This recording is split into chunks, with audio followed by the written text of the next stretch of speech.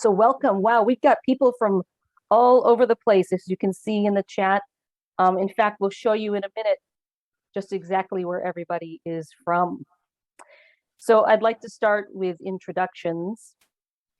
My name is Lynette Owens, and I am the founder and global director, as well as vice president of global consumer education for Trend Micro. I'm not the founder of Trend Micro, I'm founder of the global Internet Safety for Kids and Families program. And joining me tonight is my colleague, Michael. Michael, would you want to introduce yourself? Yes, thank you very much. I want to thank everybody for coming here tonight and spending some time with us. My name is Mike. I've been with Trend for 10 years now, doing this program for the last majority of this time. I am currently a red team engineer for Trend, but I've been doing this program for quite some time and see a lot of value in it. Great. And Michael, where are you dialing in from? If you could let everybody know. I am based out of Wisconsin, somewhere right between Milwaukee and Madison, Wisconsin. And I'm actually dialing in from just west of Boston, Massachusetts. So I did see in the chat that we have a few people dialing in from Massachusetts. Welcome, North Carolina, Pennsylvania. I think we have Georgia, Virginia. It's great to see all of Minnesota, Ohio. Actually, you'll see in a second just exactly where everybody is from. Again, if you're just joining and you want to listen in Spanish, please choose the globe icon. And the instructions are in the chat as well. If you're also just joining us, please sign in. There's a link that my colleague Michael is going to put in the chat just here in a second. Sign in right there and let us know that you were here tonight. All you need to put is your name and the name of your school, so the person who organized it knows that you were here tonight. So we'd like to get to know you a little bit better. And actually, before we get started, again, if you'd like to listen in Spanish, please choose the globe icon. Sign in using the link in the chat, which my colleague Michael will post again, because the chat is flying pretty quickly with everyone saying hello. We prefer you to use the Q&A function to submit your questions, and you can submit them in English or Spanish. Marcela, who is our interpreter tonight, will help us to address any questions in Spanish. We are recording this session, and the session recording will be made available by request only. So if this is something you would like at the end, please contact the person who organized this for your school, and they are the ones to whom the recording link will be sent to. Finally, when you exit, there'll be a very brief survey. It should show up as soon as you dial out of the session, and we'd love to hear your feedback. So a couple of things. I mentioned that there was a lot of people here tonight. In fact, here is who's with us tonight. You'll see 81 schools from 25 states joining us tonight. We truly welcome you all and are very grateful for you to spend a little bit of time with us tonight to talk about, I think, what is one of the most important things as parents and as people who are raising the younger generation of today. One of the most important topics that we can be discussing as a community of parents, and also as a community wherever it is that you live.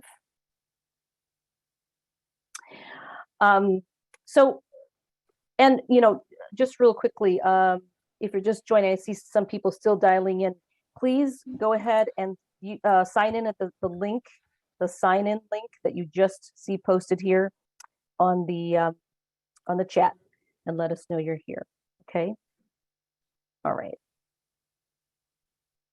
All right. So we're going to start off with the survey real quick. We just want to know how old is your oldest child? And we should see a poll pop up. And the options are going to be with A, is it going to be 5 years or older? 5 years older, 5 years or younger, 6 to 10 years old, 11 to 14 years old, or 15 or older. You're Yep. right Go. about the middle there.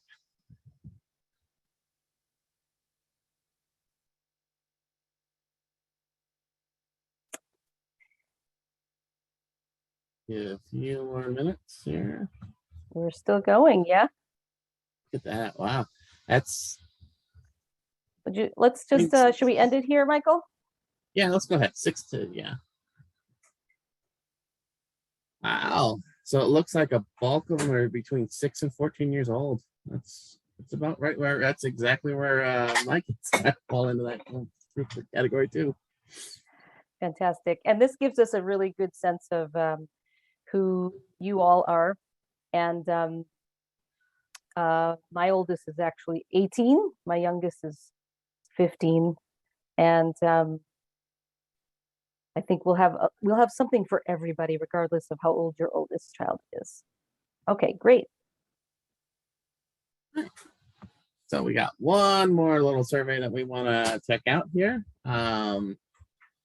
So the next one is what basically are you most interested in getting out of this discussion? Some of the options here are going to be managing screen time for your kids, helping my kids stick to an age-appropriate content, dealing with online bullying or hate, or getting ideas, positive uses of the internet.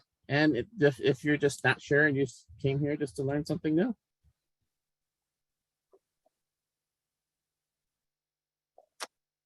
Oh, we've got a winner.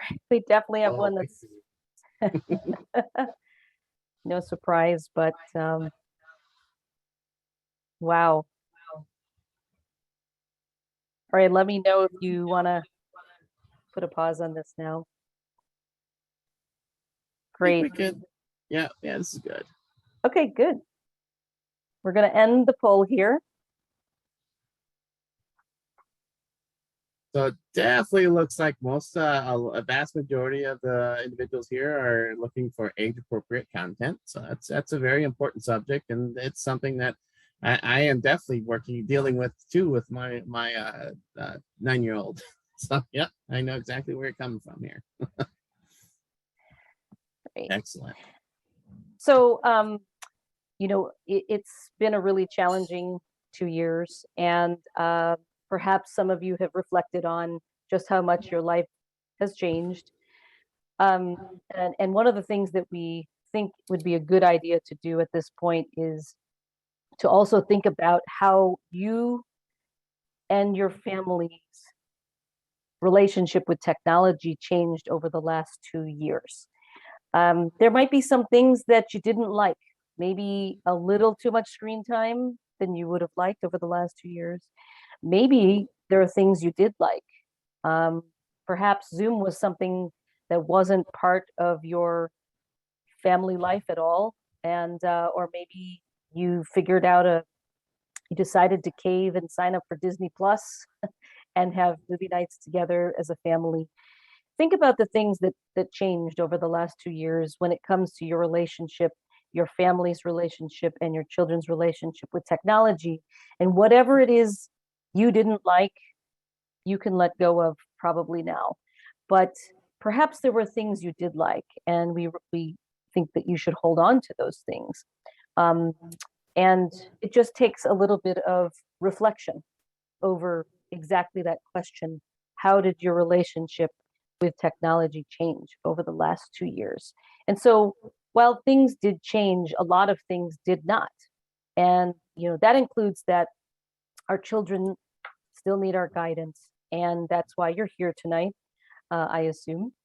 But also because the risks remain, the risks to them and even to you as their parents and guardians. But the other thing that didn't change is that there's still a lot of benefits to technology and to uses of the internet. So that is why we don't want to just talk about safety, how to keep kids safe and protected online. What we really want to talk about is how do we help our children become great digital citizens? And when we think about digital citizenship, what we're talking about is risk. How do we help our children know the risks and avoid them? But also how do they actually use these tools, these settings, these apps, and these games? So, for example, if you're able to impress upon your children the importance of privacy and protecting your privacy and your personal information, that's great. But the next step is, how do I actually do that? Where do I find privacy settings? How do I, and what is two-factor authentication? And why is that important for my safety? And so on. Digital literacy is an important element, as is how we behave. How do we behave towards others? How do we behave in ways that are safe for ourselves? What are the rules when I'm actually participating in an online community? So, and knowing what is right and what is wrong in terms of behaviors online. Finally, it's very often that when we talk to children and about uses of technology, it can often be a very long list of what not to do, what not to do. When in fact, we have to couple that with a conversation about what they should do. What are the things that can actually be beneficial to them in their lives, not only now, but down the road? What are ways in which they can do something productive or positive for someone else or the world around them? And so mastery is not just about telling them what not to do, it's also about teaching, encouraging, and role modeling what they should be doing with technology. And so the way we organize tonight's talk is around these four pillars. The first is about being online, and that includes how you, as parents and guardians, set up the right environment, set the rules, and set a good example. The next is around being safe. How do you protect your privacy, your information, and yourself, your physical self? It's about being kind, and not only in terms of how we treat other people, but how do we also direct some of that kindness towards ourselves? The last part of this is what we mentioned earlier around mastery. How do we, in terms of being savvy, encourage good habits and teach good uses of the internet? So for the purpose of tonight's session, the majority of our time is actually going to be spent in the blue and green sections. And we will cover all of them, of course, and we encourage you to put your questions in the Q&A and not in the chat, because in the chat it will get lost, but in the Q&A we'll be able to see it. And before I proceed, again, for anyone, I know the numbers keep ticking up here. If you're just joining, please, if you'd like to listen in Spanish, choose the globe icon and listen to our colleague Marcela in Spanish. And if you would like to sign in, please do that at the link in the chat as well, so we know you were here. Great, so I will hand it over to you, Michael. All right, so the first part we're going to be talking about is basically setting up our environment which we work in. So the very first thing that we're going to discuss is our physical health, what we need to do for ourselves to be good online or whatever. The first thing is your eyes, the most important piece. You know, we're online, we need to see what's on the screen, so we need to take care of our eyes. We need to make sure that we are using good lighting.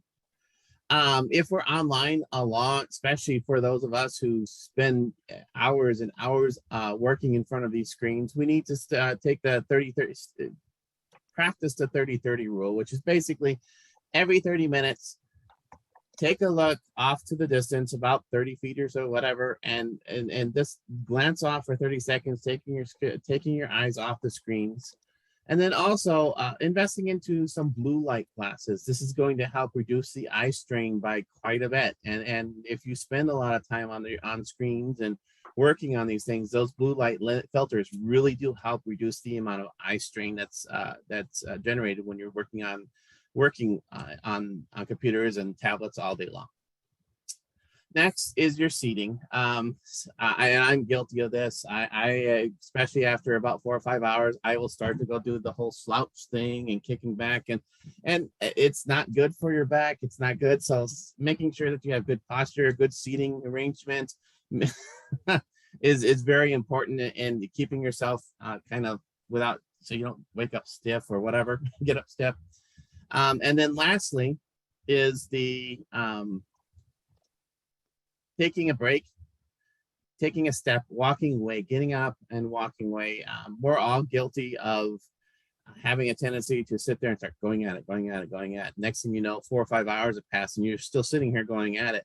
And I'm guilty of it. And thankfully, being at home, my dogs have a tendency to like, hey, I need to go outside. So they usually interrupt me at least once or twice an hour. So at least I do. They're like my little alarm clocks to tell me get up and get moving.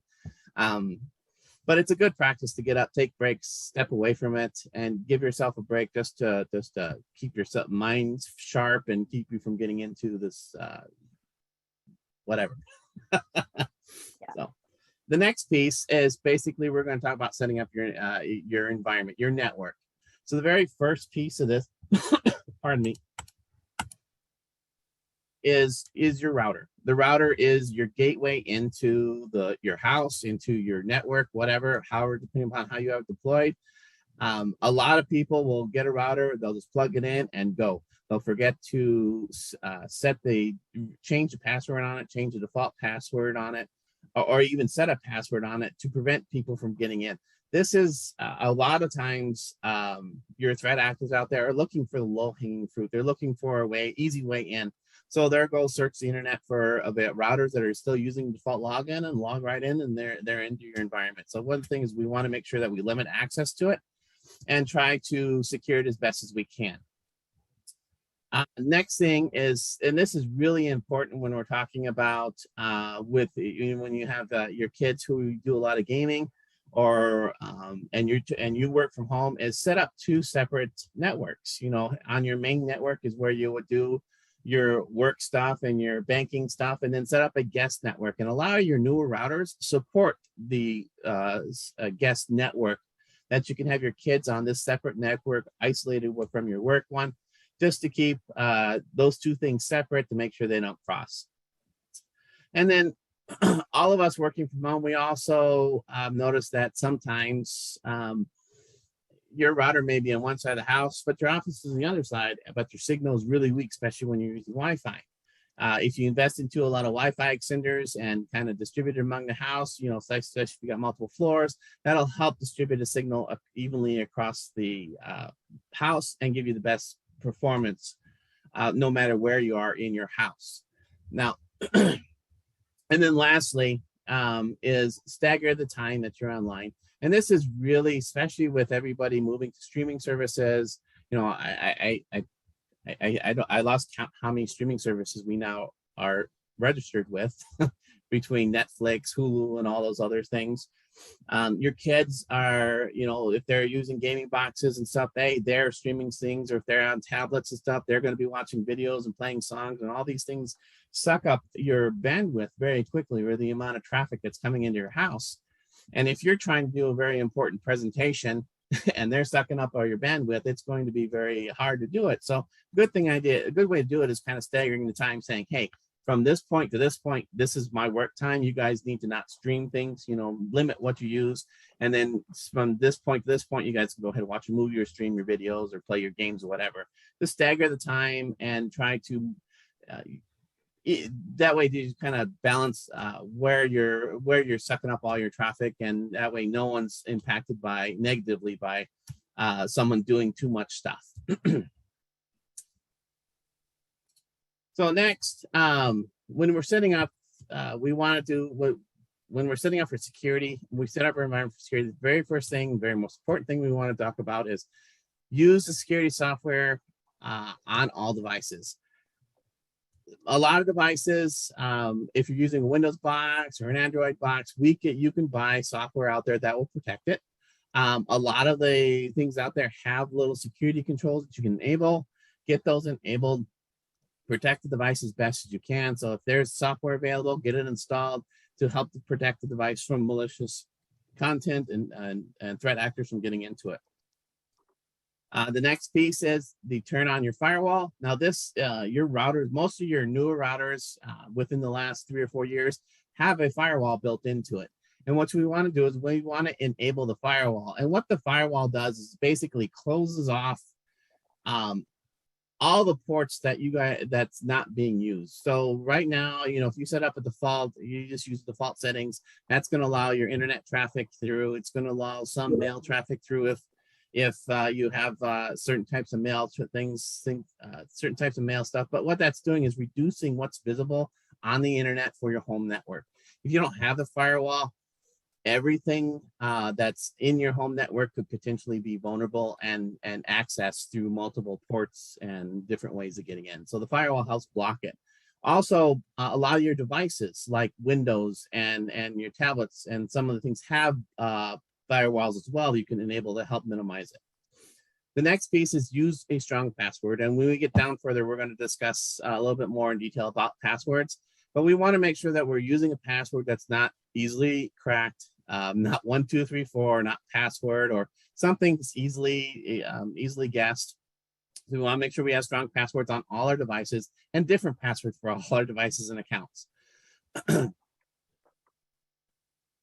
then next is use multi-factor authentication. Now, in the last couple of years, more and more apps are adding the multi-factor application or two-factor authentication. And this is basically just a second tool to log in. So when you log in, it's going to say, hey, enter this code. And you either have to have it send a code to your phone, or you have to use like Google Authenticator to give you a code. But what that's going to do is give you a second layer of protection on your account. So even if your password and account is stolen, the threat actors can't get in because they don't have that second authentication factor. So anytime that you can enable multi-factor, and that includes any apps that you have, any bank accounts, whatever that will support two-factor, go ahead and get that enabled. That's going to give you that extra layer of protection that's going to help you out. And then lastly, when you're on public networks, this is really important, like saying you're at Starbucks or anything, use a VPN. VPN encrypts the traffic and hides it. A lot of times when you're on public Wi-Fi, it's real easy for threat actors to sit there and set up we'll call it a rogue IP access point. You connect to it and suddenly they can see everything you're doing, any banking stuff, whatever, and they can just collect all that traffic. With the VPN connection, if you're using a VPN like NordVPN or some of the other common ones out there, that will encrypt that traffic. So even if they are there, they can't see the traffic. So use that VPN. And Michael, there's a question in the Q&A saying, how do you set up a VPN? I don't know if you want to, there's a couple of people asking that in the Q&A. So there's a couple software solutions out there. When we're talking about a VPN, we're talking about like products like there's a NORAD. If you just search NORAD, is it NORAD? North VPN. Sorry, that's the one that I use. And basically it's a piece of software. You download the software, you register with them, and you log in, and basically you just click it, and when it's active, it automatically will encrypt your traffic. It's a real simple process, and what I'll do when I get a break or something is in the chat, I will pull up a URL for that and paste that in the chat for you guys. If you guys want to look at some of the VPN options, I got a couple links here that I can share. But some of these are paid services, some of these are free. A lot of them are going to a monthly subscription, but it's usually a couple bucks a month for this VPN service. But it's really, when you're on public Wi-Fi, I highly recommend it. And Trend Micro actually has one too called VPN One. But if you do a search on, top VPN solutions out there, I think you'll find great recommendations. Yeah. Yeah, and most of them are software based. Like even on your Android tablets or Apple, if you do a quick search in the Play Store or the App Store and search VPN, you're going to see a number of them show up. You just download those apps, and that's going to give you that protection. And they're really easy interfaces to enable and set up. So great. Okay, so next thing is update, update, update. I can't actually stress this more. Being in the position I am, being a red team engineer, where I'm supposed to act like a threat actor, systems that are not patched are like gold to me. They're easily accessed because I know there's a vulnerability that I can exploit. So if there's an update, get those applied. When Windows pushes out patches on Tuesday, you want to get those applied immediately, because a lot of those patches are fixing security vulnerabilities. The same thing with your Androids or your Apple phones. You're going to see, hey, there's an update. I highly recommend that when that pops up, you get that updated as soon as you can, when you can, reboot the phone or whatever. Get those updates applied. Same thing with the router. If you have a Cisco router at home or something, you want to pop into Cisco's website and say, hey, is there any firmware updates or anything for that? And you just look at it, and they walk you through how to update it, but get those updates applied, because those really do help protect the system and protect you from people who are trying to exploit these vulnerabilities that are found. And I would add that if your children using lots of apps, Roblox, Instagram, Snap, it doesn't matter, all of them, make sure those are updated regularly, because very often they're trying to plug security and privacy holes too. Right. Yeah. And I actually have on my Android tablet, I have my Google Play to automatically go out and check for updates and get those applied as soon as they come out. So, and I usually try to check this once or twice a week to make sure that nothing's hung up or anything, but I make sure those stay updated as I can. The next thing is passwords. Now, like I said, we were going to talk about passwords. Is the longer the better, and the more complex it's better. And I know everybody says, hey, this is really tough to remember all these passwords and all this stuff. You know what? If you make it a phrase, it becomes very easy to remember. And this is a good example, is you might need to buy 2 more toilet paper soon. This is an awesome one. I love this one. And this is where we just took the. I always need to. I don't know why, but yeah, always need to buy. Well, same here. So in this case, they just took the first letter of each of the words and, put various capital letters in there and use the number 2. And this is a fairly complex password that is not easily guessed. Another option is you could actually just use that might need to buy more toilet paper soon and just put it all together without the spaces. And you got yourself a really easy password to remember, but very hard to crack because it's very long. So it's the phrases work wonders. When I think of passwords, I always will try to think of a phrase that I can remember, like live free or die, or some other kind of common phrase that's easy to remember. But when I put it into a password, it becomes very hard to guess. And, on this one too, a lot of people ask, should we just use a password manager? There's a lot of free and paid for password managers out there. That's an option too. But in teaching younger kids the concept of passwords, this is a good way to start it, which is, the concept of why it's harder to break when it's longer, when it has special characters. This is a good way to have them practicing that concept. Later on when they're older, they could use a password manager, because at that point they're probably using lots and lots more apps and you can't remember all those passwords. Oh, and I highly recommend using a password manager once you get up there. Yeah, it's impossible to remember everything. And then the last piece is backup everything. Make sure you have a copy. If you're using cloud storage, just make sure that you're getting good backups up there. What I like to do is, and what I've done is, I bought a relatively inexpensive external drive. I copy everything to it, and then I have that locked up in a safe, so at least I know that if something were to happen to anything here, I still have what I need is backed up safely on that drive. So it's important to make sure that you got good backups of your data. And for whatever reason, say your system does get impacted by ransomware, at least you're not going to lose everything. You can recover from it without having to worry that, oh God, I just lost everything because I didn't back anything up type stuff. So yeah, good habit to teach kids, for sure, why backing up is important. Yeah, especially when they start writing papers. Yes.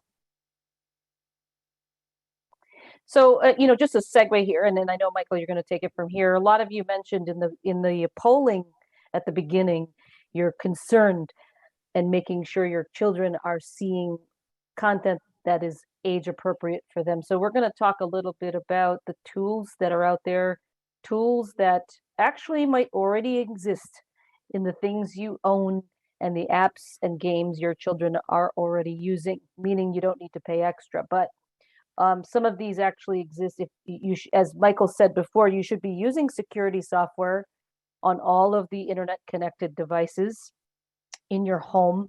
And sometimes within those security software packages, there is already a feature called parental controls. So sometimes it's there, sometimes it's in the apps, sometimes it's in the devices themselves. So that's what we're going to talk about here. Yep.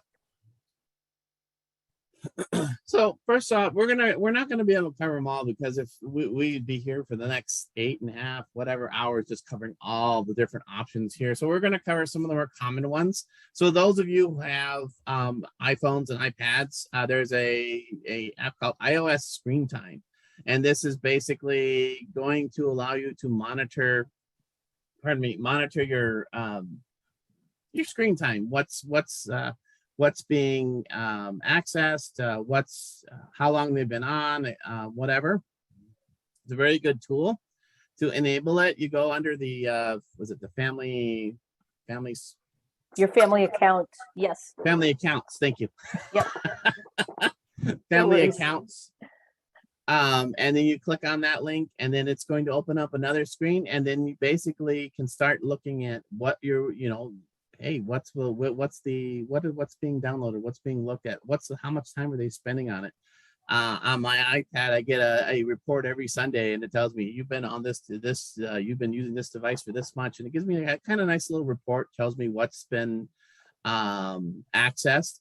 In here, I also have the ability to set up what content and what I want them to view at that time too. So I can have some controls there as well. So same thing with the Android. There is same thing with iOS. Android has something called Google Family Link. This is basically allows you to, same thing, filter different types of apps, limit screen time, and basically you could track your child's location, all with, if they're all using the Androids Android devices. These same features are all exist in there, and you can limit, saying, hey, I only want this kid to use this thing for 2 hours or 30 minutes or whatever it is. I can limit that screen time, and it locks it out. And the same thing, if they take their tablet somewhere, at least I know where they've been, because I can track their location with it. And then I can also control what apps they can download. Next. All right. So, YouTube. Yes, I'm happy to take this one if you like. Yeah, if you would. I just drew a blank there. Sorry. Awesome. No worries. Yes, so Google actually owns YouTube. I don't know if everybody knew that, but YouTube actually used to be the Wild West, where you either said yes to your kids, you can use it, or no. And if you said yes, you had no idea what they might be able to see. They had a very rudimentary way of filtering content, but it wasn't perfect. It was called safety settings. But last year, they launched what's called the YouTube supervised account. And this means now that if you have a Google account, anybody can do this. It doesn't matter if you're an Apple family or an Android family. You have a Google account, you can set up this for each one of your children, and you would choose either Explore, Explore More, or most of YouTube. The way that YouTube has defined these is based on age ranges. So Explore is for up to about 8 to, up to about 9 years old, I would say. Explore More, like 10 to 14. And then most of YouTube is like the 15 to 17 age range, but not 18 plus. And so if you select one of these, that's the kind of content your children will end up seeing in their YouTube experience, which is a really, really nice setting, thank goodness. And I highly recommend, you want to put it in the chat if your children watch YouTube. My guess is every single one of you have someone in your house, some young person in your household that loves watching YouTube. So consider using a supervised account. Yes. Of course you Oh, do. yeah. Yes. Anybody here of TikTok? Do you want me to take this one, Michael, or do you want to take this one? I can go ahead and take it, whatever. Okay, I'm good. go ahead. All right. Yeah. So, I'm waiting for the no and no way oh, answer. there it is. There it Oh, is. There there's it the is. nose. Let's take that. All right. Last year, TikTok released something called family pairing. This basically allows you to limit the content and time spent on TikTok. This is actually a great feature. I love it. And basically, to set this up, we just need to have both devices. You need to have your device and the child's device with TikTok, and then you need to set up your device as the parent device, and then you just control what access and how they. And then once you get those two devices connected together, you can control how long they're on and what content and all that stuff and who they talk to on TikTok. It's a really awesome feature that they've added to TikTok, especially with how popular it is with kids nowadays, and they're loving how much they just live off of TikTok. I go to my wife's high school, and they're just all over it. That's all you see the kids on TikTok. Yeah. Yeah. I mean, you have to admit it is kind of entertaining. It can be very entertaining, but then you Oh, find you're just stuck in there scrolling and you can't stop. And then yeah, there are some interesting things I've seen on that. yeah. Hey, you know what though? I love Wordle. I'm sure there's some Wordle fans out there. So I think TikTok to kids is like Wordle is to the older people, maybe. But the nice thing about Wordle, imagine if there was a TikTok Wordle, meaning you can only use it for one little bit a day, just like Wordle, right? Once a day, a little bit of time. That would be great. Okay. I thought I saw something pop up about Roblox. There are parental controls in Roblox, Yes. and this is very popular. And there's a nice little video here that we can play here. And to enable these settings, again, you go to the little three dots and you go under my settings, and you're looking for anything. Was it related to? I think it was at parental controls or something like that.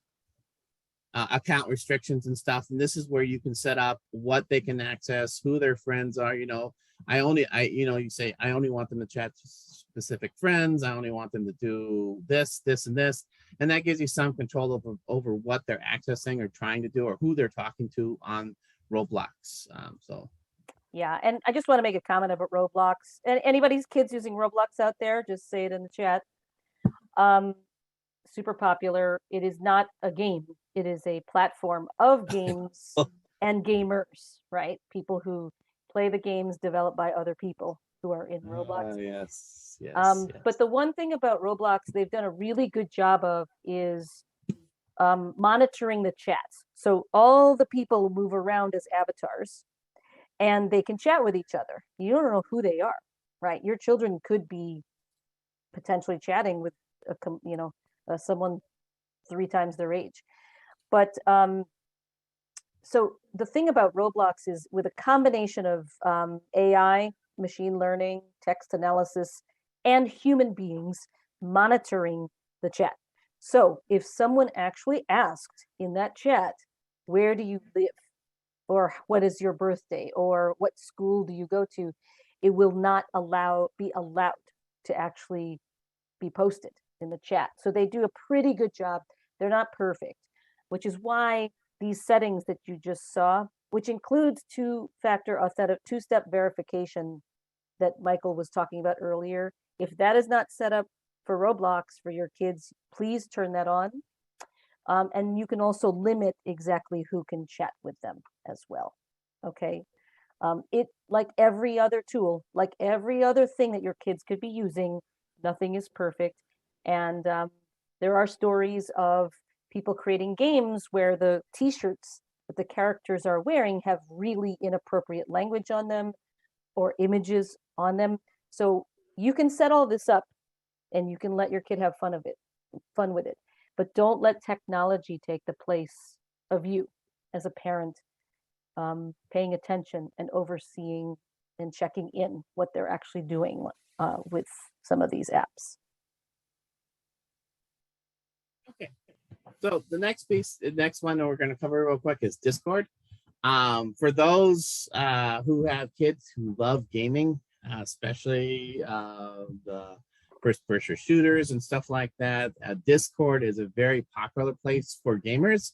They use this as kind of a, we'll call it a, it's actually just like using Zoom or Teams or any of those chat platforms, because it allows them to communicate back and forth and talk in real time while they're playing, as well as recording.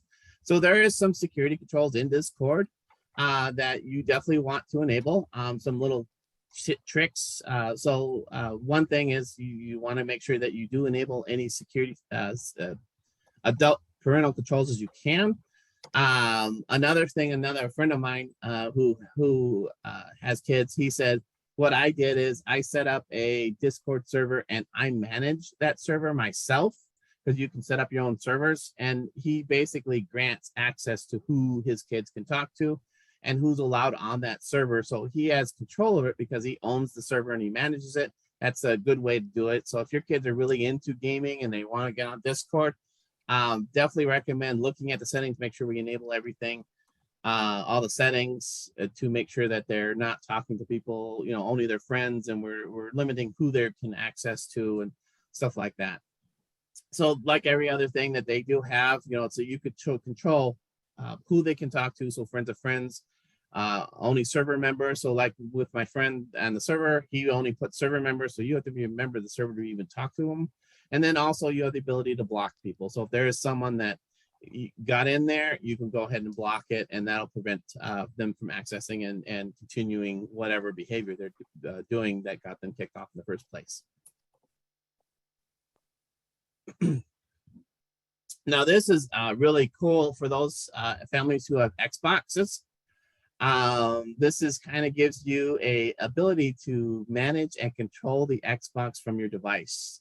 So if you have an Xbox in there, go ahead and get the Xbox family settings, download it to your phone, link it to the Xbox, and that way you can actually control what they're downloading, how much time they're spending on it, and also approve who they can basically friend and who they're talking to. So this gives you a nice little control just from your device on what your kids are playing on the Xbox. So if they have an Xbox, this is a great tool.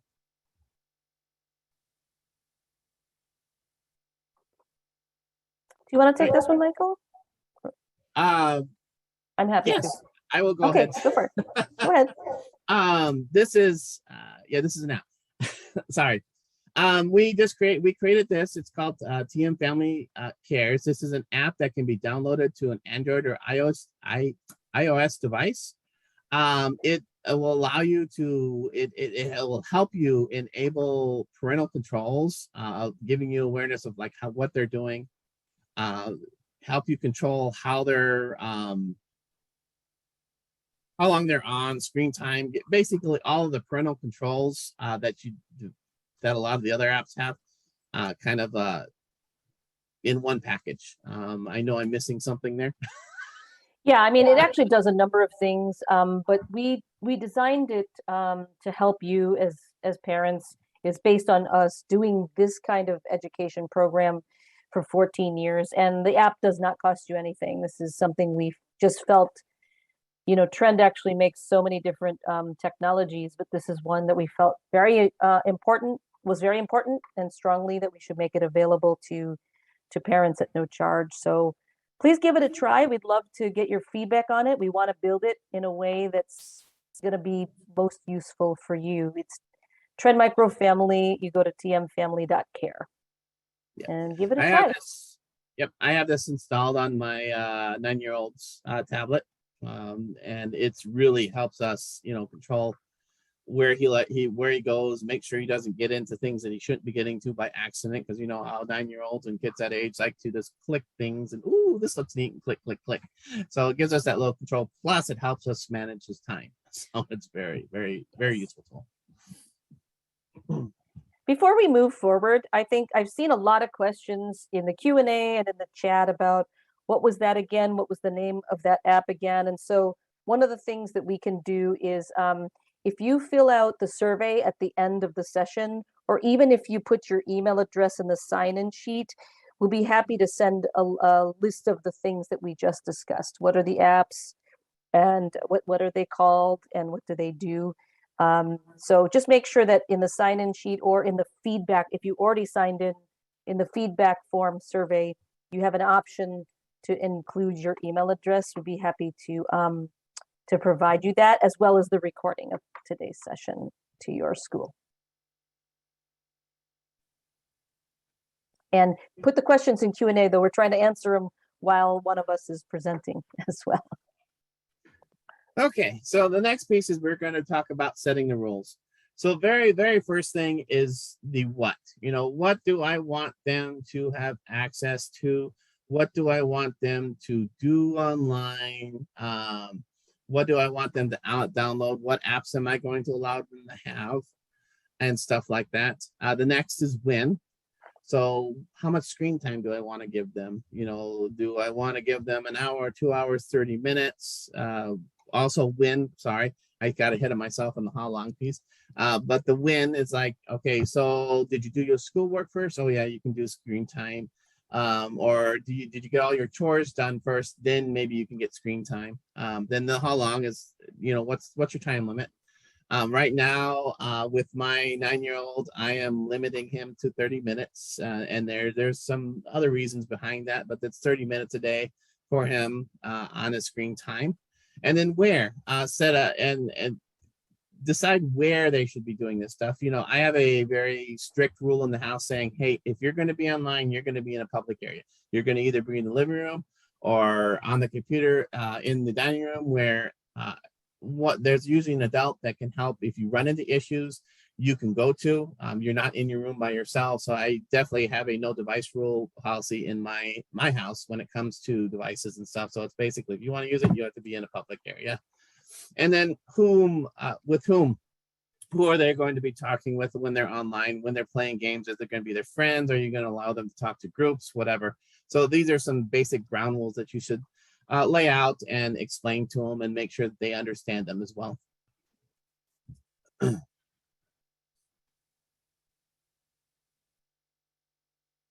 So this is actually kind of a fun little thing. Basically, it's fill up a chart, and it's kind of so write down a list. That's what it was. We're going to do write down a list of things that you would do. Shoot, I just lost my train of thought here. Could you fill me in on something real quick? Yeah, no worries. I can do this. I can do this. So, with regard to thinking about screen time, I think one of the most important things that we could do with our kids is really talk to them about the fact that every time they ask, can I have more? Can I use the Xbox? Can I play this longer? Can I use the screen for a longer time? Is to think about the fact that there's only 24 hours in a day, and that a lot of that time is actually spent doing and needs to be spent doing things that are really important for us. So having them think about either writing it down in a pie chart or in a list, like how much time am I spending, first of all, doing things that support me, my physical health, sleeping, having meals, taking a walk or exercising, playing sports, riding your bike. Okay, how much time is that? The second is, on top of that, how much time am I spending to support myself as a learner? So how many hours am I at school doing homework, reading a book, maybe practicing an instrument or some other kind of hobby that really supports my learning? Now, on top of that, how much time am I spending doing the things that support the relationships that are important in my life, whether they're family time, maybe it's with grandparents over FaceTime, maybe it's with even friends over Instagram group chat or something, which my kids do a lot of that. That's okay. Some of these things that they're doing for their health, for learning, and for relationships might actually be screen time. But the thing is, those activities are actually supporting them in activities that are important for them. So if there's time left over, and once you start adding this up, many times there's not a whole lot of time left over, especially as your kids get older and the homework gets a little bit, or they gets more, just more in general in high school, or they start having a part-time job, for example, in high school. There's not a whole lot of time left over, and it is okay if they're in fact, devoting a lot of time for these 3 boxes here, that any time left over to just relax is in fact okay. But if it's a lot, if it's 5, 6, 7 hours in that orange box, it doesn't mean that they should spend that much time on screens mindlessly. So for younger kids in particular, a good idea might be, give them some choices, um, like an activity box. Just say, hey, decide what they'll do with that free time. Some of it could be on screens, and some of it could not. It could just be playing outside or doing something else. But that's just a concept of how to think about screen time in the context of a whole day. This is not a bad idea to do as adults, by the way. We should probably do this exercise to see how much time are we spending doing these 3 things. And I have to say, that green box, my green box is not so big. It could probably be bigger. Yeah, I did this exact same exercise about a month ago, and I looked at it. I was like, oh my god, I need to do some changes here. So yes, it's a great activity. Right, and I'll the hand next this over one to is you. base. Whoops, sorry. Oh, no, Next that's you. next piece is set the example. What rules do you have for yourself, and what kind of example do you want to set for yourself? So like say, if a good example is you have a rule saying no phones at the dinner table, then maybe you need to make sure that you're doing that as well. And we actually have that rule, and unfortunately I've broken that rule a couple times, and thankfully my wife has always reminded me of said rule and slapped me on the hand about it. So it's we want to basically, our kids mimic what we do, and if we are constantly looking at our screens, if we're constantly doing this and doing that on our tablets, and even at the dinner table playing with our tablets or phones or answering emails, they're going to see that activity and they're going to mimic it, and they're going to do the exact same thing. So we can't enforce, we can't tell them, no, you can't do this, yet we're doing it as well. So we want to make sure that we're setting a good example for them, and doing the exact same things that we're telling them what they should be doing as well. I would love to know, in the chat, parents, what rules do you have for yourself? It's very hard for our kids as we set rules to enforce those with them if we ourselves are not sort of modeling the behavior that we want to see. So I love seeing that. Yeah, no phones at the dinner table, Aaliyah. I think that's a good one. Anybody charge their phone next to their bed at night? Our excuse is it's our alarm clock, right? Because it's our alarm clock. But do you look at it right before you go to bed? Or do you have an hour before? It's very important that our children are not looking at that blue light, that screen, 1 hour before bedtime. They should have stopped looking at the screen. It is known to disrupt sleep, the quality of sleep. And we know that the quality of sleep, when it goes down, learning the next day becomes a little bit harder. So probably something we could all do for ourselves too. I definitely have that rule in place, and I do not bring my phone upstairs at all. I have it down here downstairs, and that says, like, if I would say alarm clock, that's why I have an alarm clock. Good for you. Yes. Yes. So I tell the kids, no, you cannot have a device in your room. I will not let them have a device in your room. So you want it, you charge it down here, and this is where it stays. And that's no. I have to follow that same rule. Yep. I will say my kids got phones early because they were taking the bus far from home for the first time, middle school. But since that age, which was age 10, actually, I know it's kind of young, but it was a very, very simple prepay phone at the time. From age 10 to age 18, phones all go in that, they plug them in. I don't even have to ask because we just started doing that as a, they know that before bed, they got to plug that in and then go to bed. It cannot be in their room at night. We had a foster placement, and I didn't know he had a device, and he would spend hours at night just up all night and then be tired all day long. And once we found out about it and got him to plug it in downstairs, suddenly his alertness at school was better. He wasn't tired throughout the day because he wasn't on his device all night. So that's one of the reasons why, but really kind of solidified, we are not allowing devices up in the rooms. No. And and I see some people sharing that they feel guilty they're not doing all these things. Please don't feel guilty. Oh my goodness, that's the last thing we want. It's okay. It's never too late to start these habits. We are not perfect. None of us are. So don't feel guilty. All right. Well, we're going to shift real quickly here to being safe. And I think on top of a lot of the things that Michael has already shared with you tonight, there's a few things that we want to highlight that we think is really important, and actually to give you tools on how to talk to your children, especially those of you, many of you said your oldest were actually in that middle school, later middle school, early high school ages.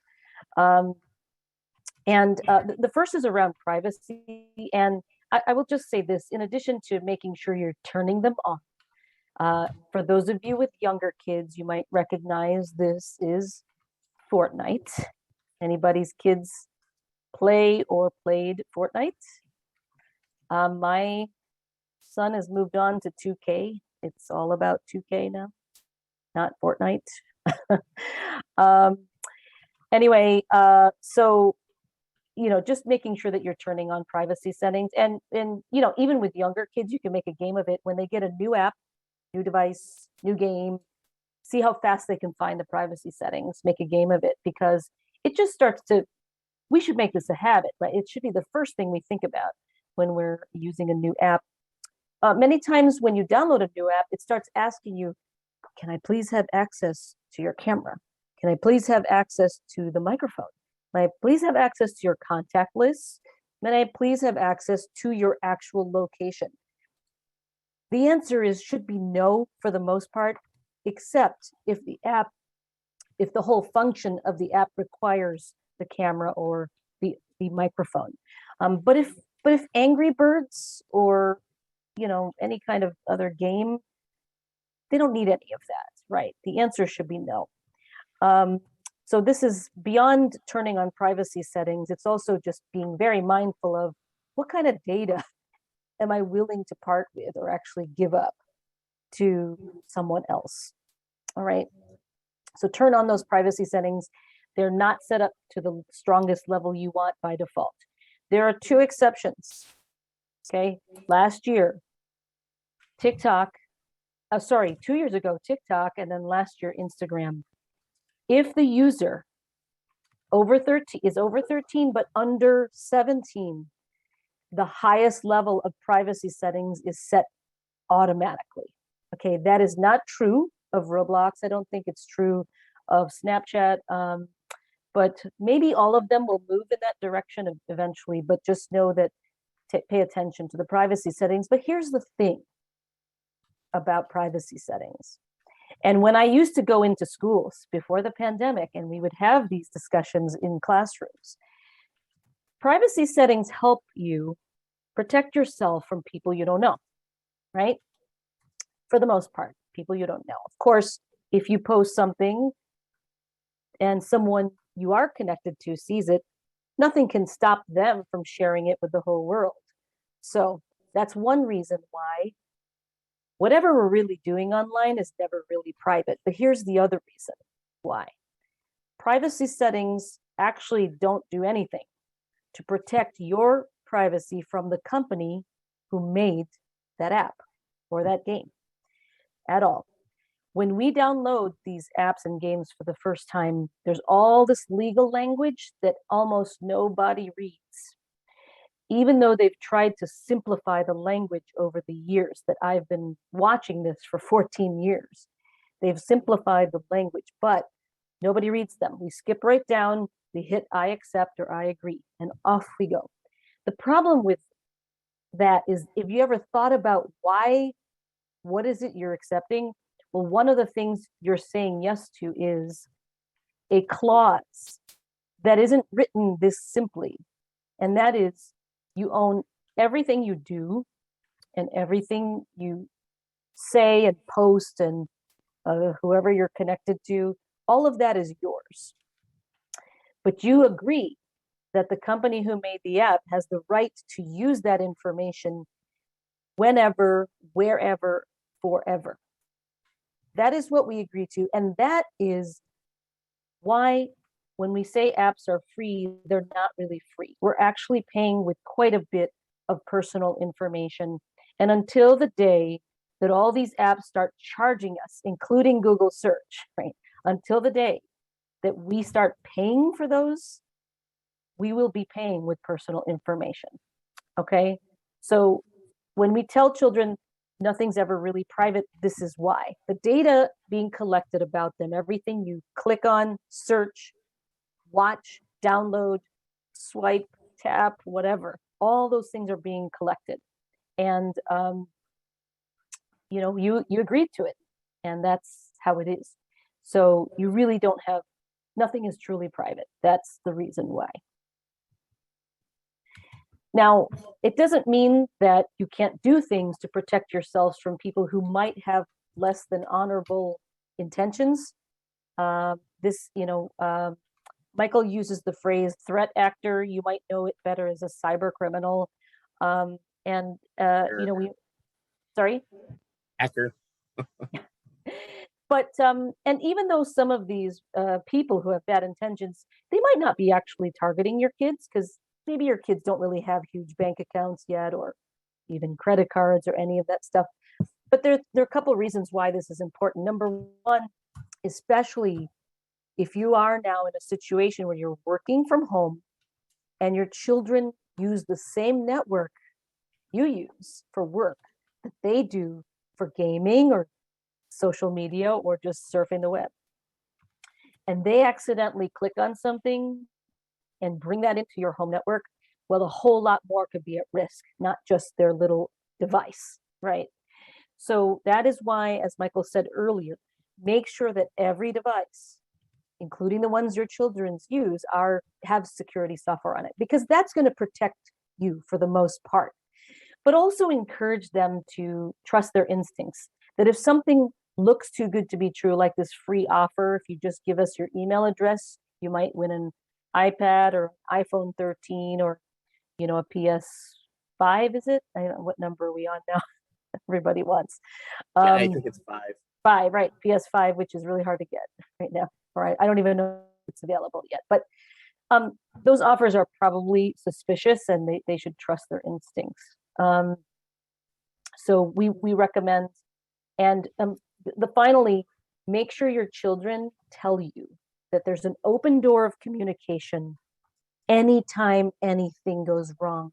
Okay, in this particular case, if they think they accidentally clicked on something and maybe got a virus into your home network, make sure that without judgment on your part, that they come to you and tell you, because the last thing you want to do is not know about it, and all of a sudden you have no idea why your bank account is drained. So make sure that your children feel that they can come to you if they see something or click on something or did something they think was possibly a mistake. Okay. We got our last poll for tonight. Do any of your kids own their own cell phone? Please answer in the polling. A, yes. B, no. C, not yet, but soon. Or D, not for a few more years. Do any of your kids have their own cell phone? I guess it could be any kind of phone too. It doesn't have to be a smartphone, but do they have their own? I suspect most of you is yes. Yeah, given the ages of your oldest, I'm sure that we're going to have a lot of yeses here. This is definitely trending the way I expected it. Yeah. Okay, I'm going to end the polling here and share. So yes, the majority of you said yes. And for those of you who said no, not yet, or not for a few more years, you know that eventually you're going to be in the yes column. So there is something that I want to just bring to your attention, particularly during this last 2 years when we know that screen time for all ages was at an all-time high. Um, and that is this. Uh, I think one of the things that kids really love about phones, and even what we love about phones beyond texting, is the camera. And we should definitely encourage our children to use that camera in ways that are positive and fun. And, there's some really great filters out there that you can have a good laugh with. And for those of you who did say yes to TikTok, well, you need the camera to make those TikToks. But there is a conversation, if you haven't had this conversation yet, and I believe there might be some young people on the line with us tonight. I want to make sure you hear this. We do a lot of work closely with a lot of the companies we talked about tonight. After 14 years of doing this, a lot of the advice that we're giving you comes from closely working with so many of the organizations whose apps we just talked about tonight. But one of the organizations we also are close with is the National Center for Missing and Exploited Children. And unfortunately, during the course of the pandemic, they saw a very steep rise in images that children are taking of themselves that they probably don't want the whole world to see. I think you know what I'm talking about without actually having to say it. And, if you haven't had this conversation with your children yet, I recommend that you tell them that they should never, ever feel pressured by anyone, especially peers, certainly not strangers, to take an image like that of themselves if asked. They should never, ever feel pressured to do that. And if someone is trying to pressure them to do that, again, as I said earlier, make sure the door is open for them to come to you with their concern without judgment on your part so you can take action if it's happening. As I said, unfortunately, the numbers of cases of these kinds of images being self-produced by young people has risen astronomically over the course of the pandemic. And if in the wrong hands, those kinds of images will be used and exploited by people out there who have really terrible intentions. So, again, have that conversation with your kids to not feel it. And even the act of taking the photo, even if they never send it, is already putting them at risk, because if you have things automatically backing up to iCloud or Google Cloud, already there's another copy out there. So even the act of taking it is something to be cognizant of. And please make sure your children know that they should never feel pressure to take one of those photos. I want to share finally on this topic a question that a parent asked me about 8 or 9 years ago in a big auditorium as I was doing one of these talks. And he said, my kid's a really good kid and I trust him and he has a phone. And a lot of people really like him. He's very charismatic. He's nice to everyone. He's good at a lot of things. But what if somebody in his class sends him one of those pictures? Because the phone is in my name. I pay the bill. I'm the parent. It's in my name. What should I do? What should he do? And so this is my answer to you. And also many law enforcement organizations will tell you the same. And that is, if your child receives one of those kinds of images, take action. There's 2 actions to take. Number 1, tell you about it immediately. And number 2, delete it. Don't forward it on. Don't send it around. Don't show it to people, even if you keep it on your phone, because if you have no idea if that image actually has been sent to multiple other people, And if that's the case, there's going to be an investigation. And they're going to know that this image went from this IP address to this one. They're going to know it anyway. So the act of taking, distributing, or possessing those kinds of images of people underage is technically a felony, but they're not going to punish, a young person who takes it and sends it or receives it necessarily the way they would an adult.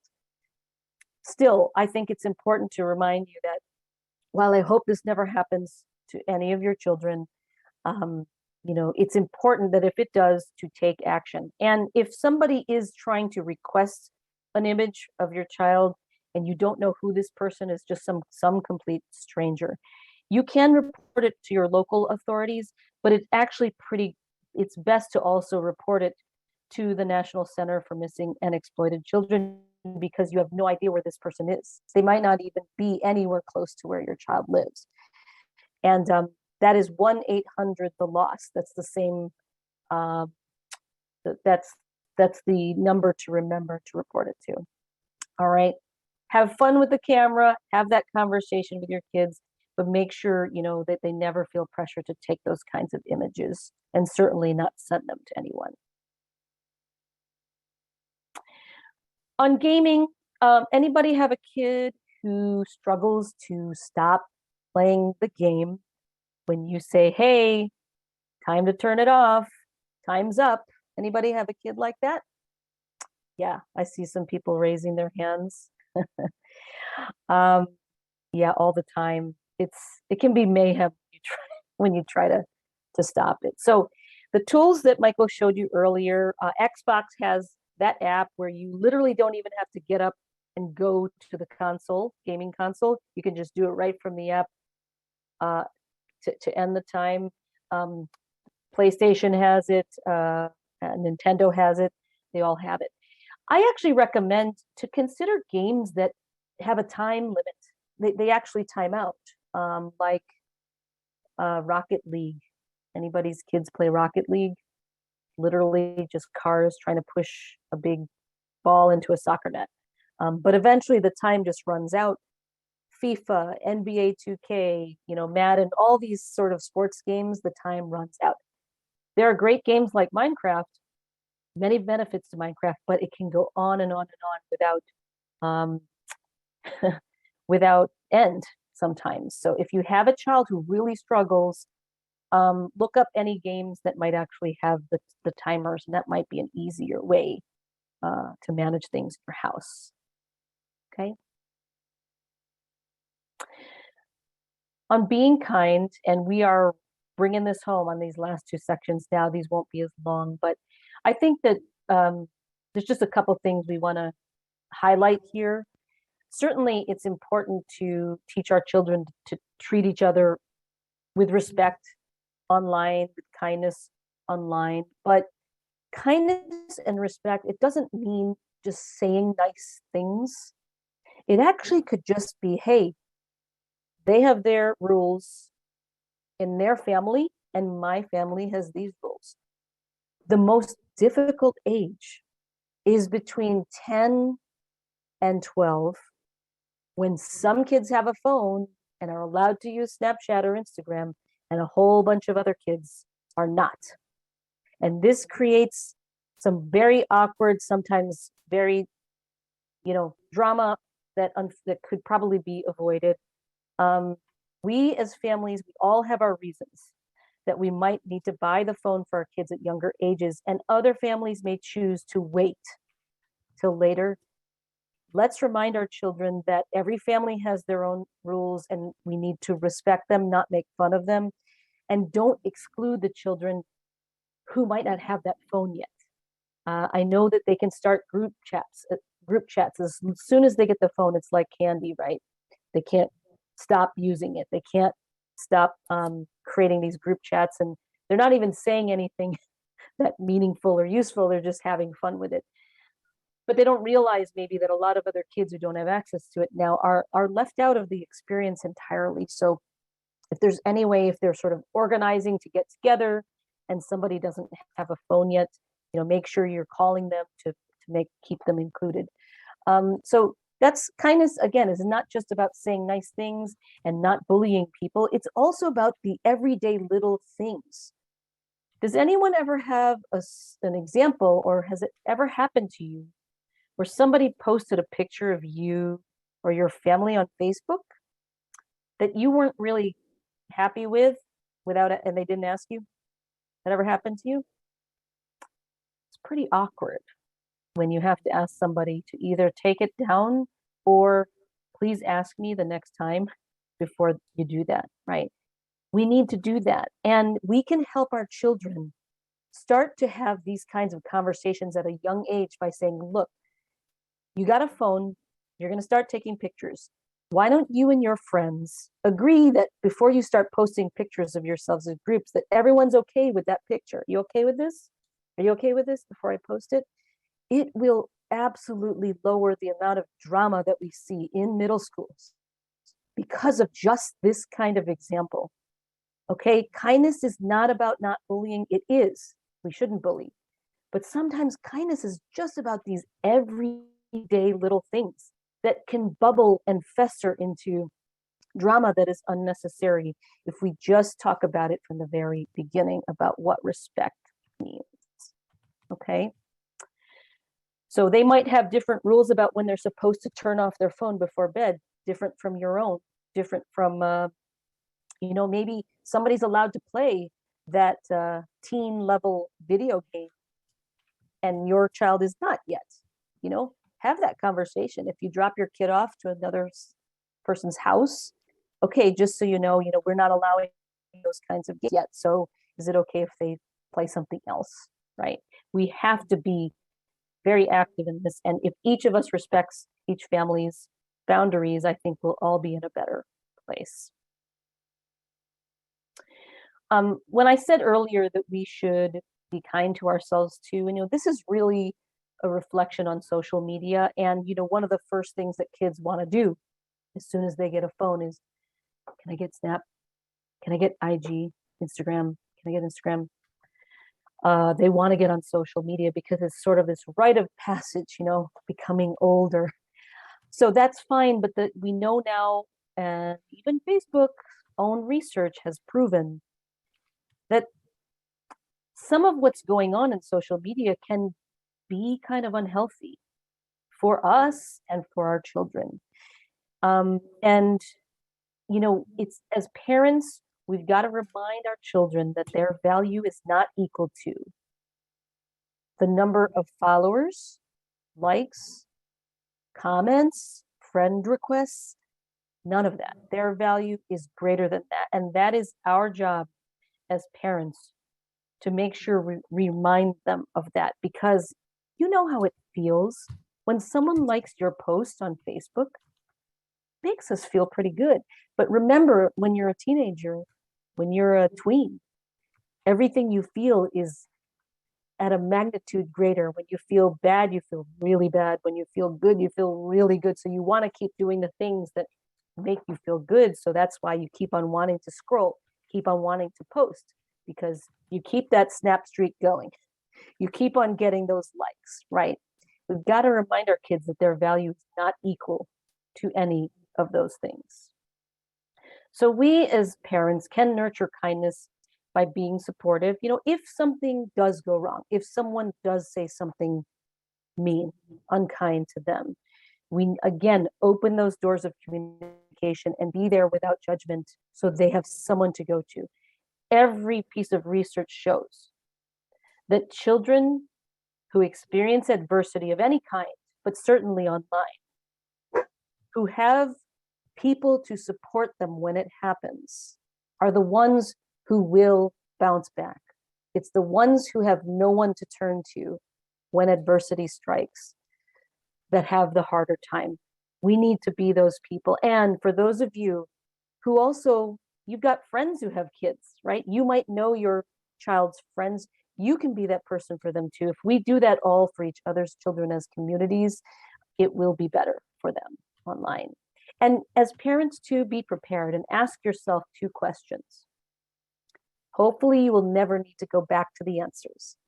And those 2 questions are, what would you do if your child was ever bullied online, someone did something really mean, right? The second question is, what would you do if your child was the one who was unkind to someone else online? Please reflect on those questions as parents. Be prepared. You don't, hopefully, you'll never need to go back to whatever answers you gave it, but it's good for us to be prepared as parents. And finally, not everything on the internet is horrible. Unfortunately, today it feels like it is. These last 2 years also have been very difficult. But once in a while, you see those stories, the ones that fill you up, that make you feel good and warm inside, the ones that show you that you still have faith in humanity. When you find those things online, share them with your children so they know what kindness online looks like.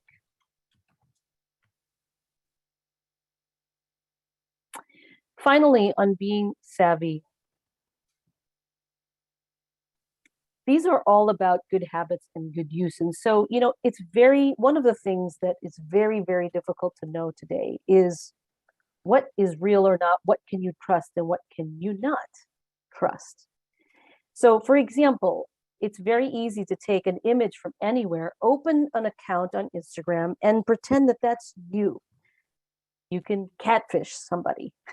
You can pretend that you're somebody else using that image. And so, real tricks like, if I'm not sure if this person is who they say they are, do a reverse image search. Take the image of their profile and do a reverse search online to see if that picture has been used somewhere else. So you can easily say, is this a real person or not? But also, we actually put together a parent's guide with the National Association for Media Literacy Education. And it goes through scenarios of when your child hears about a story. A lot of times, social media is their source of news. This is how they know what's going on in the world. But it's not always trustworthy or real or true. And so, teaching our kids to pause and ask questions.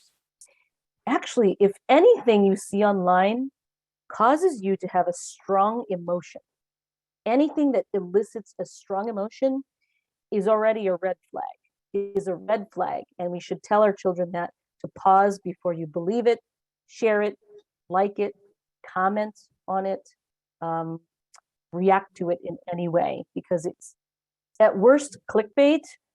At the best clickbait, at the worst really, really deceptive for even more nefarious reasons. So this is one of the resources. It's called A Parent's Guide to Media Literacy, which we really, if there are any librarians out there listening, you're the heroes of this. Everyone should really,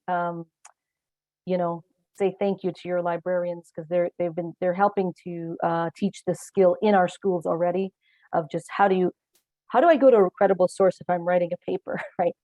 Is it Wikipedia? You could start there, but don't end there, right? You should look for other sources too. Has anyone ever looked themselves online? In the chat, have you ever looked up your own name on the internet? Tell me what you found there in the chat. Have you ever looked yourself up, and what did you find? When I looked myself up, I own a business, like a restaurant, or sorry, hotel convention center type thing in San Diego.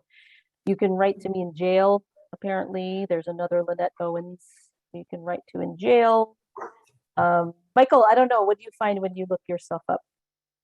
Oh God, there's a number of things. I'm a teacher somewhere. Oh, that's great. Yeah. I was an officer that was shot and killed in Milwaukee. Oh gosh. Yeah, that's too bad. It's interesting stuff. It is, and a lot of people are putting in the chat that they're finding their home address and or way more than you want out there about you. Ask your kids. Actually, we've asked children in classrooms over the years, and it's really funny what they've found. Sometimes they actually found themselves because they did something good at school. They helped raise money, or it was some event for a a team that they're on or whatever. But it's a good idea to do this once in a while because for the reasons people are saying in the chat, you might find something out there that you didn't really want out there. Okay. It's not a bad idea. Or you might find your cyber twin, people who share your name but are not you. And especially for young people, those maybe there's some of you who children in high school already, this is not a bad idea because as they think about moving on beyond high school, whether it's college or a job, you kind of want to know what is out there about you. So you don't have to go looking. You can actually automatically do this by setting up a Google alert. Just go to google.com/alerts and you can enter any name, phrase, whatever you want. You can put in your name or your child's name and set up alert on that. Okay.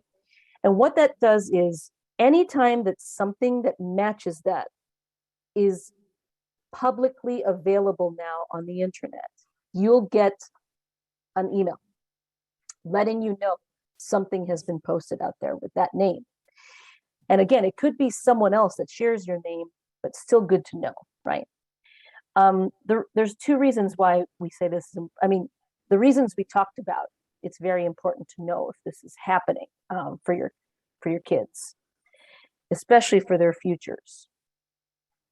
And this is why. And actually, I need to update this because we've been following the Kaplan Institute for some time now. They do an annual study, and actually their latest study just came out last month with this number. Okay, this was the latest one we had, but the number I think is a little bit higher now. They've been asking admissions officers at colleges and universities all across the United States for many years now, if you needed to, would you look up a candidate online to see what you found? And the first year they asked, it was 25%. And every year it just kept going up. Okay.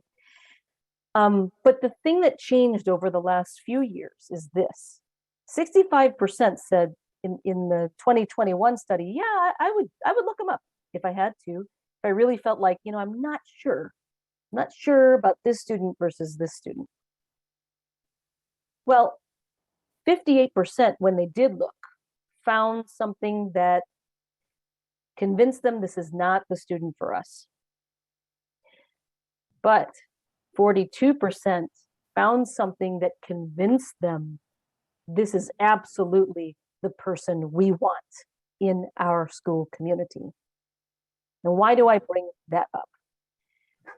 That is why the conversation about mastery is so important, that if we talk to our children about technology use and only the things they should not do, that's not necessarily going to help them for their future. Okay, if you did everything up to this point, you use privacy settings, you're careful about you post, you don't participate in too many different apps, right? Well, if I looked you up, I may find nothing. And that might be okay. But there comes a point where if you're trying to go for a job or go for a school of your choice for college or university, and they're looking at two students who are almost exactly the same. Let's say they want to be writers or they're athletes, right? Exactly the same on paper, except one of them has figured out how to use the internet in ways that are positive that I can see as an evaluator. They're probably going to pick the one where they found out all that good stuff. And that is why positive uses of the internet is something we should be encouraging today at as young an age as possible. And what do we mean by good uses, right? You can learn new skills on it. You can promote a cause you care about. You can, a lot of people using social media to raise funds for an organization that means something to them. If you're an athlete, they're using huddle accounts now. I see someone, talking about basketball. My kids are basketball players. That's, huddle is a good account. If they're musicians, artists, writers, you can have a blog. You can have a portfolio up on YouTube if they're a performer and so on. Your own YouTube channel, for example. I'm not suggesting at very young ages you need to start doing this. You can open up a place that's behind password settings until they're old enough for it to be shared publicly. But I'm actually a big fan of contests, especially for kids who have skills of any kind. There's so many great contests out there for young people, for writers and people who make videos and performers and so on, spoken word, poets, you name it, artists. And contests are great because it also teaches them to work within a deadline, rules. They put themselves out there to be evaluated by a third party, and maybe they never win, but they could start to build up a portfolio of all the contests they entered. And you know what? Maybe at some point they will win. But that's a great positive use of the internet. All right. And that's why when we say it's really important not just to tell our children what not to do, but also the things they can and should do using technology. And so Can as I we add one more thing real quick on that one? absolutely, yep. Regarding that, and this is actually an awesome story. My nephew is a phenomenal artist, and he started doing things like posting things online and started to show his work and what he was able to do. And that actually led him to getting a career in graphic art, doing the art for bands, the bands out there, the new rock bands and stuff. He's doing their t-shirts and he's doing all of their merchandise now just from what he did online. That's fantastic. Because they saw his work and he said, and now he's, he didn't even finish, I'm still pushing him to finish college, but he was able to go out and get a job with that information right there. It's awesome. That's a great story, Michael. Thank you for sharing that. I think that when we think about as parents, our role is not just to keep them safe. It is about all of these facets of digital citizenship. And really, we want to get to a point where people are using technology in positive, productive ways that are good for ourselves, for others, and the world around us. That is the goal.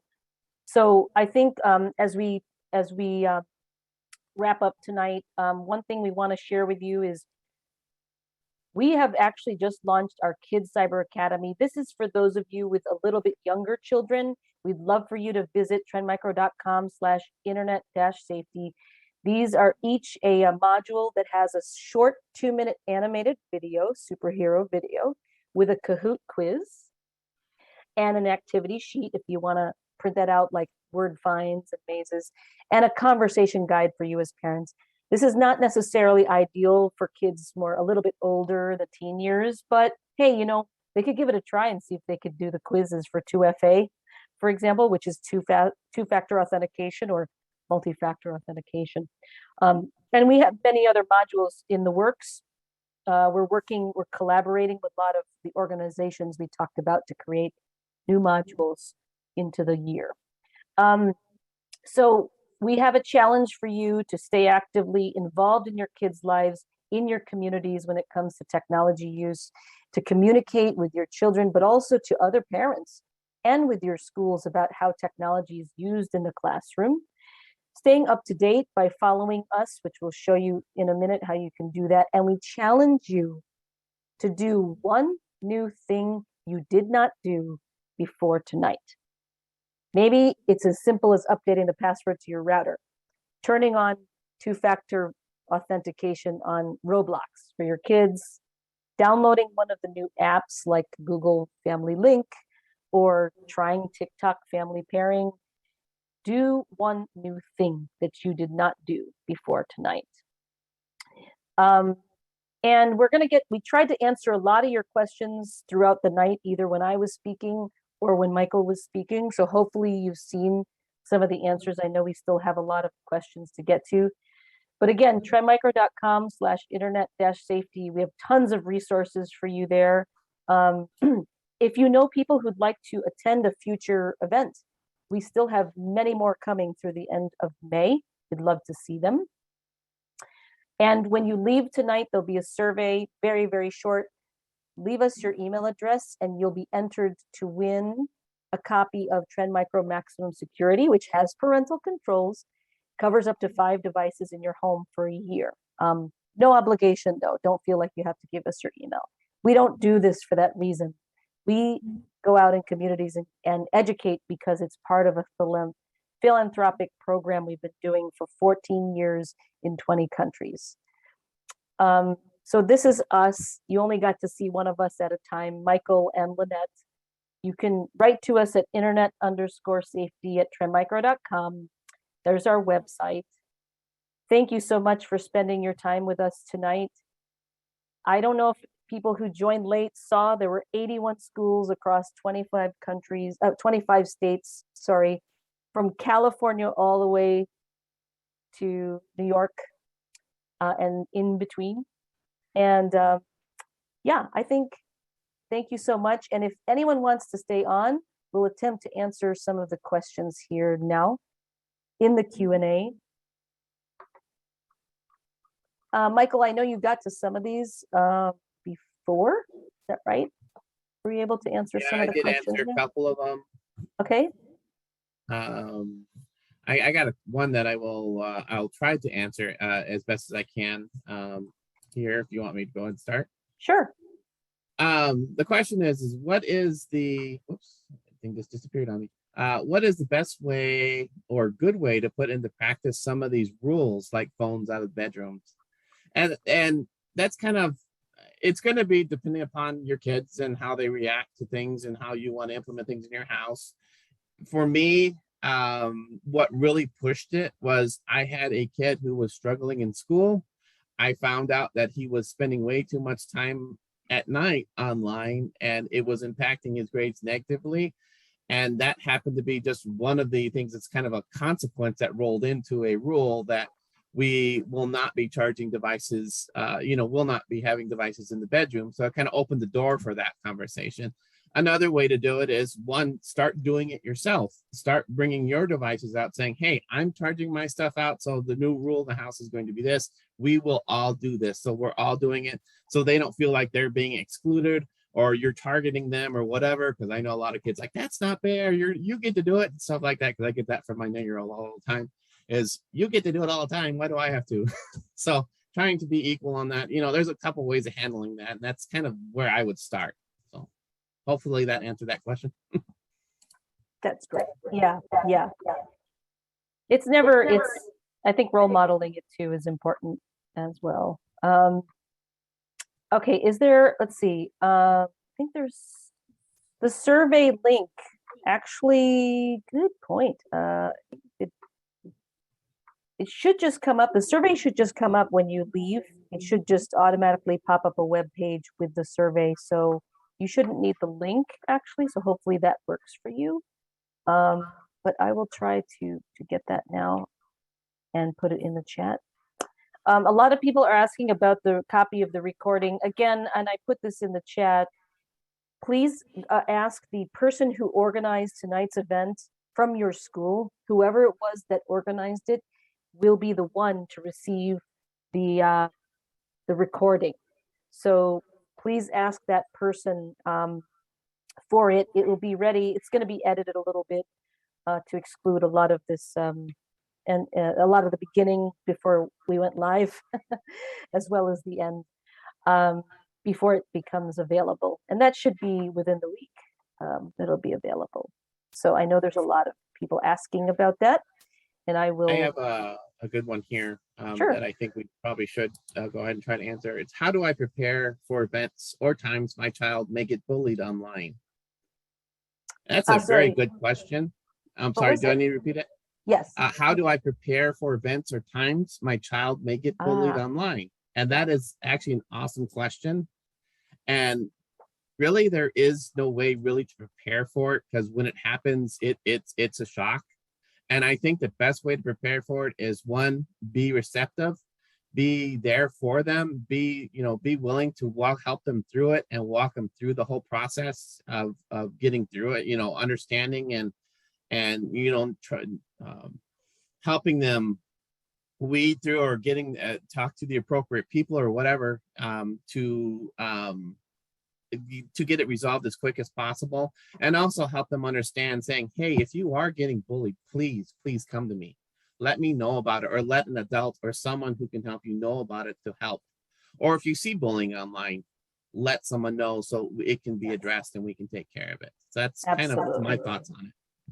Absolutely. And I think even if your child is being as kind as possible to everybody, there still may be people out there trying to be mean, no matter what. I think just letting your child know that, you know what, there's two things. There's a model called the ABC model, which helps develop resilience in kids. When someone is being mean, have them think about, you know what, there might be a reason why. Maybe something's wrong at home for that other person. Maybe they themselves are struggling with something we just don't know. But it's more about that person and not about you. If you help your children sort of change the lens in which they look at the situation and at the person who's being mean, sometimes that can be a really helpful um, way to then give them footing to respond in a healthier way. It could just be they ignore it. They just ignore the person, block them online, and so on. So I think the best thing we can do is make sure we're there, as you said, Michael. Great point. I think with that, we'll probably, I know there's a ton of questions here still, many of which are, I think, very similar to each other.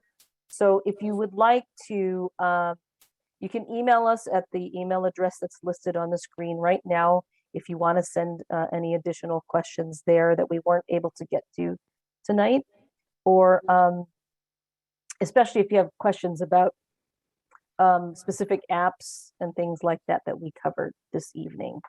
We will send out information reminding you of what those apps were and settings were. All right, with that, I'm going to say, oh, look at these champions here still on the line. There's still many people on the line, but we're going to, for those of you on the East Coast, who's a little bit later, but certainly everybody coast to coast, thank you so much. On behalf of Trend Micro PTO today, myself, Lynette Owens, and my colleague, Michael Drager, and thank you so much to our interpreter, Marcela de la Garma, who is dialing in from London, so it's quite late for her. Thank you very much, everybody, for being with us, and we hope to see you at a future event. We will be doing this year after year, and the material does change because there's always something new when it comes to technology and our kids. Good night, everybody. Thank you.